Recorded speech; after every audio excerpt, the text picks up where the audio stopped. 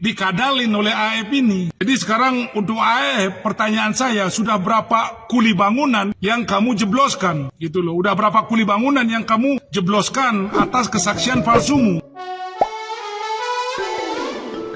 Hola netizen yang tercinta, dari banyaknya saksi yang muncul dalam kasus Vina Cirebon, nama Aep salah satu yang disorot karena kesaksiannya. Seperti diketahui, Aep menguak kesaksian yang mengaku melihat kejadian saat pembunuhan Vina dan Eki di Cirebon tahun 2016 lalu. Dalam kesaksiannya, Aep meyakini jika Peggy Setiawan alias Perong DPO yang ditangkap adalah pelaku asli. Aep mengklaim jika melihat Peggy di kejauhan 100 meter. Namun, kesaksian Aep ini dinilai bohong. Hal itu salah satunya disorot oleh Susno Duaji, ex Kabareskrim Polri, yang meyakini 100% kesaksian Aep bohong. Kendati begitu, Susno Duaji menduga bisa jadi kedua saksi ini pelakunya. Adapun ancamannya bisa 7 tahun penjara karena membuat orang terpidana.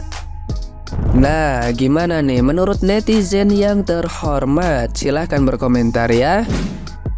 Hei, Aep, hati-hati ya, semakin kamu kesana kemari memberikan kesaksian yang masih dipertanyakan kebenarannya dan masih disangsikan oleh mahan netizen ya, kamu sama aja akan menggali kuburan kamu sendiri. Karena apa? Netizen itu udah banyak mengantongi foto rekam jejak kamu selalu bersama-sama dan selalu berdua dengan si Peggy yang kupingnya bolong itu ya. Kamu bilangnya apa? Saya lihat ada keributan, ada kejadian. Saya hanya kenal wajah, nggak kenal nama. Ngapus sih? Tapi di fotonya itu tongkronganmu kuwi, fotonya pirang-pirang, kamu sama kelompok mereka. Ya kalau sekali, berkali-kali say, kok ngomongnya hanya ingat wajah nggak ingat nama. Terus mbok kuwi hapusen coba tuh rekam jejaknya kamu foto berdua sama itu si Peggy yang kupingnya bolong. Akeh kuwi sing ngupload netizen semuanya. Semoga video saya bisa sampai kepada yang terhormat Bapak Kamarudin Simanjuntak biar ikut membantu ya membongkar kasus ini menjadi terang benderang ya. Yang berbohong biar masuk penjara, bila salah tangkap bisa dilepas, dan DPO sesungguhnya biar bisa ketangkap. Dan siapa dalang-dalang di balik semuanya itu yang menutupi, yang melindungi DPO itu, semoganya semua terciduk dan dinonaktifkan jadi pejabat atau nanti dipecat ngono. Terus itu si EF ya, kamu bilang katanya lihat Peggy Setiawan di malam kejadian itu dari jarak jauh, dari jarak 100 meter. Itu malam hari loh say. 100 meter ki adoh rek, ora ketok wong sakmono kae, kecuali sendirian aja tetep gak kelihatan karena 100 meter. Dan pertanyaan saya, kalau ada keributan, ada kelihatan kasus yang sangat berbahaya, kalau memang benar-benar kamu lihat, kenapa kamu gak lapor sama posko terdekat? Kenapa kamu nggak telepon keluargamu untuk telepon polisi terdekat? Kenapa kamu nggak telepon Babinsa terdekat? Kenapa kamu nggak telepon tetangga-tetanggamu untuk melerai kejadian itu? Aneh kan di sini? Aneh banget. Ya, semakin kamu berbohong, kamu akan menggali kuburanmu sendiri. AEF si Biangkero. Jadi setelah saya mendalami, mempelajari, yakin bahwa ini salah tangkap. Saya sudah bilang kemungkinan salah tangkap, dan sekarang saya semakin yakin salah tangkap. Bukan salah tangkap si Peggy, namun beberapa orang tersangka di dalam penjara itu salah tangkap. Jadi bisa dibilang semua salah tangkap. Loh, kok bisa begitu bang? Jadi begini, ini kesaksian langsung ya, orang-orangnya yang bicara, bukan piti-piti editan. Kita berbicara tentang AEF ya. Jadi itu si AEF itu kan dia punya tempat cuci mobil. Nah, si AEF ini dicurigai oleh warga, dan warga itu adalah Eko dan Hadi, orang yang berada di tahanan sekarang, yang di penjara sekarang, Eko dan Hadi.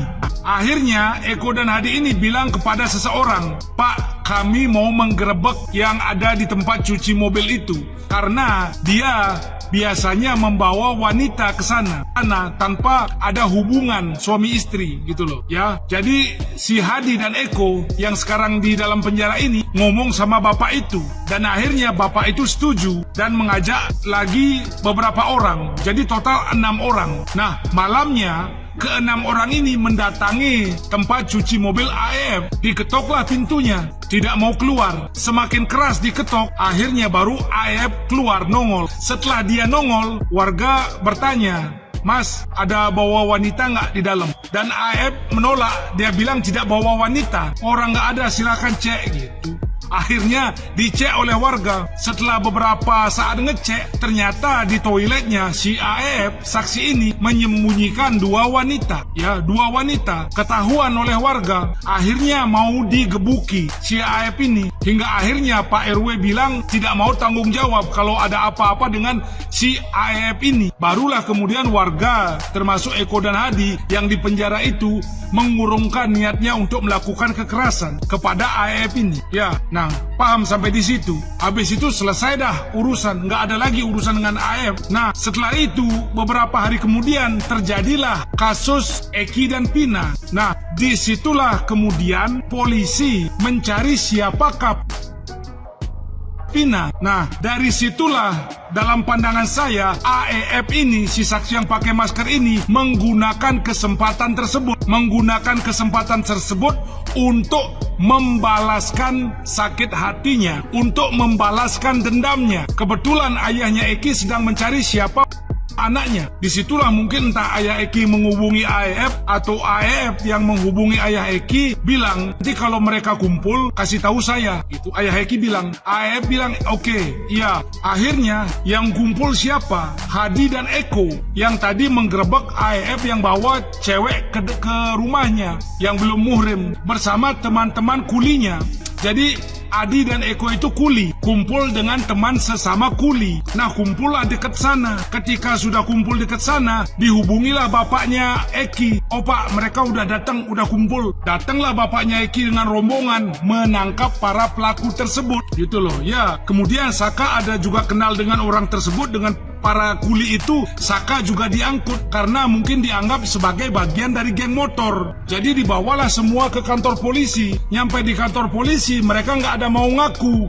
Akhirnya digebuki. Jadi awalnya ngotot nggak mau ngaku karena terus digebuki. Mungkin karena sudah lelah. Akhirnya oke, iya gitu aja. Jadinya ngaku gitu loh. Kalian tahu kan gambar yang bonyok-bonyok itu. Jadi mereka ngaku. Ya, jadi paham sampai di sana. Jadi bagi saya jelas salah tangkap karena si AEF ini ingin melampiaskan dendamnya. Jadi dia bilang itu pelakunya. Padahal itu bukan geng motor. Mereka kuli bangunan. Jadi bagi saya yang sekarang di dalam itu kuli bangunan. Ya, jadi ayah Eki dalam pandangan saya ini dia dikadalin gitu loh. Ayah Eki ini dikadalin oleh AEF ini. Jadi sekarang untuk AEF, pertanyaan saya, sudah berapa kuli bangunan yang kamu jebloskan gitu loh. Udah berapa kuli bangunan yang kamu jebloskan atas kesaksian palsumu. Nah, kenapa saya yakin bahwa mereka bukan pelakunya? Karena 9 yang ditangkap, ke-9-nya itu punya alasan masuk akal. Yang ke-6-nya waktu kejadian di rumah Pak RT,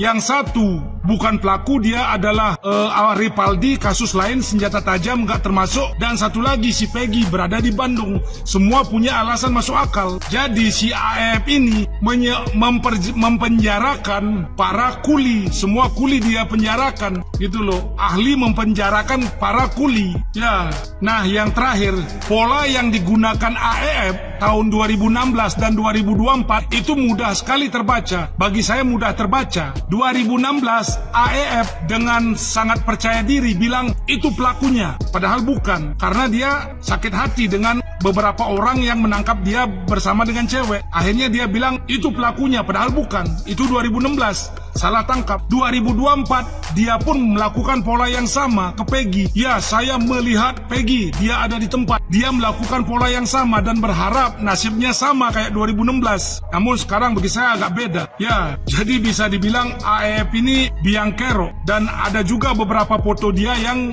dengan geng motor. Dan tentu dia nggak akan bilang temannya geng motor karena solidaritas kan gitu. Jadi intinya sudah berapa kuli yang kamu masukkan ke dalam tahanan AEF? Kita mengapresiasi langkah polisi sehingga menangkap DPO atas nama Peggy yang langsung gercep ditangkap. Tapi dari pihak pengacaranya Vina Hotman Paris 9111 mengkonfirmasi mereka belum mendapatkan informasi yang valid bahwa Peggy ini benar Peggy yang dimaksud atau bukan gitu.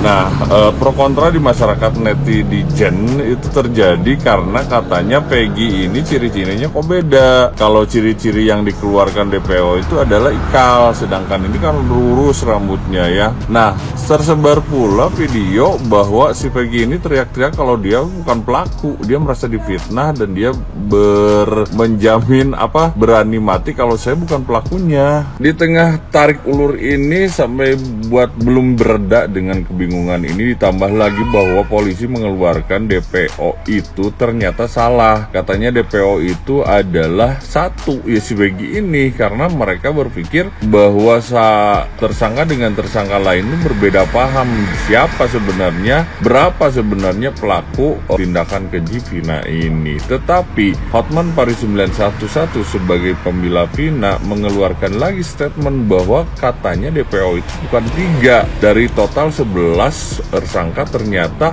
jumlah totalnya itu 14. Jadi ada si Peggy, ada Andi, ada Dani, nah ditambah lagi Andika. Jadi DPO yang selama ini tersebar si Andi sama Andika itu satu orang, jadi dihitung 3. Padahal mah berbeda, ada Andi, ada Andika, ditambah Dani sama Peggy berarti 4. Berarti kalau 12 kan sesuai sama wasiat dari orang kesurupan yang mengaku Vina, karena dia dilecehkan sama 12 orang. Nah, baru-baru ini ditambah lagi Susno Duaji ya. Wah, makin seru nih. Berkomentar di podcastnya Deddy Corbuzier bahwa ada kemungkinan si DPO ini dihapus. Jadi 3 DPO ini dihapus kemungkinan karena permintaan-permintaan. Tapi kalau misalkan dilihat ya, si Peggy yang ditangkap ini kan cuman buruh. Kalau cuman buruh ternyata terlalu lama sih rasanya untuk 8 tahun penantian ya. Kan bukan siapa-siapa. Harusnya bisa lebih cepat, tapi kita nggak tahu lah. Lihat ya situasinya, jadi penasaran gitu endingnya itu kemana itu.